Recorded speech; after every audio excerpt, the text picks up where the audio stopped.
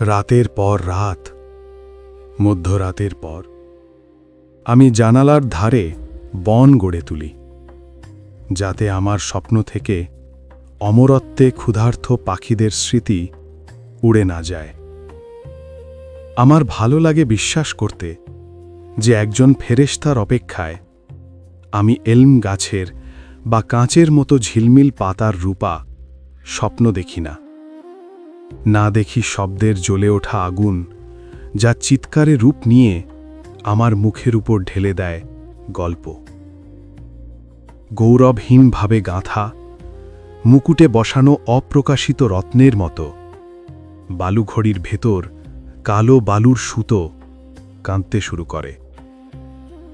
নীরবতা গভীরে অঙ্কুরিত হয় একটি বিলাপে। তার হরিণ ছায়া খোঁজে আহত গর্জন। নেকড়েমা তার বৃদ্ধ শাবককে মেরে ফেলে।